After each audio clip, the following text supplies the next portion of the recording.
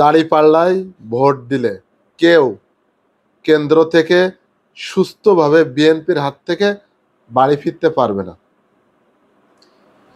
কথাটি বলেছেন বিএনপির চেয়ারপারসনের উপদেষ্টা হাবিবুর রহমান হাবিব, বাড়ি নাকি পাবনা। আসলে ওই লেখায় পাগল চিকিৎসা নিতে যায় তো, কারণ ইনি তো দেখছি মূল পাগল, এনার চিকিৎসা নেওয়া উচিত। এই সময়ে এসেও সে কিন্তু এই বক্তব্যগুলো দিয়ে যাচ্ছে। আর আসলে বিএনপির যে এখন ভারপ্রাপ্ত চেয়ারম্যান তারেক রহমান এই বিষয়টা কিভাবে নিয়েছেন জানি না, এবং উনি নাকি কোয়াটও খেয়েছেন শুনলাম, তার বাড়ি থেকে নাকি অনেকগুলো টাকা পেয়েছেন। আর এর রাজনৈতিক ক্যারিয়ার একটু বলে, উনি নাকি ছাত্রলীগ করতেন, ফ্যাসিস্ট আমলিগ ছাত্রলীগ করতেন উনি। 1996 সালে বিএনপিতে যোগ দেন। আর আপনি খেয়াল করে দেখবেন যে যারা ছাত্রলীগ করতো, আমলিগ করতো, তারা যারা বিএনপিতে যোগ দিছে, তারা কিন্তু এখন বিএনপির অনেক বড় বড় স্থানে বসে আছে, এবং তারা এই কুরুচিপূর্ণ বক্তব্য দিয়ে যাচ্ছে। আসলে এটা কতটুকু যুক্তিসঙ্গত এটা জানি না, এবং বিএনপি থেকে ওদের বক্তব্য সমর্থন করা হচ্ছে। আমরা যতটুকু দেখতে পাচ্ছি বিএনপি থেকে এদের বক্তব্য সমর্থন করা হচ্ছে।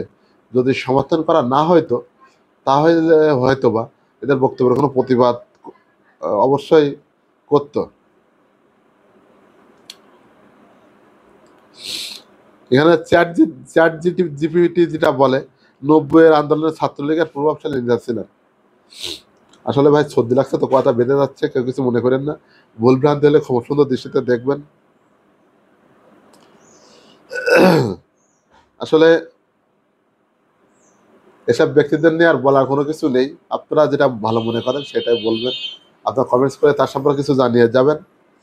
এবং তারা কীভাবে বিএনপির এত বড় বড় পদে বসে আছে অন্য দল থেকে এসে, বিএনপিতে কোনো কি প্রথম থেকে দল করতে এমন কোনো কি লোক নাই, এবং এদেরকে এমন এমন বড় বড় পদে, যে বিএনপির চেয়ারপারসনের উপদেষ্টা পদে বসিয়ে রাখতে হবে, এবং তারা এত বড় বড় বক্তব্য দিচ্ছে এবং বিএনপি থেকেও কোনো প্রতিক্রিয়া নিচ্ছে না, যেহেতু তারা কোনো প্রতিবাদ জানায়নি এবং এ বিষয়ে তারা কোনো পদক্ষেপ নেয়নি, যেহেতু এর দায় মনে হয় বিএনপি থেকে সেখানে বক্তব্য দিচ্ছে।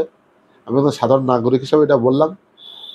রাজনৈতিক অঙ্গনে মারামারি, কাটাকাটি, খুনোখুনি, হিংসা, বিদ্বেষ, এগুলো কোনো কোনো কাজে কাম্য নেই। জনগণ যাকে চাবে তাকে ভোট দিবে, তারাই ক্ষমতায় যাবে, এটাই জনগণের নিয়ম। রাতে আমরা কেউ চাই না যে রাতে আর ভোট হোক, স্বচ্ছ ভোট হোক, সে যে দলই ক্ষমতায় যাক, আমরা মেনে নেব ইনশাল্লাহ। সবাই ভালো থাকবেন, সুস্থ থাকবেন। আসসালামু আলাইকুম রহমতুল্লাহ।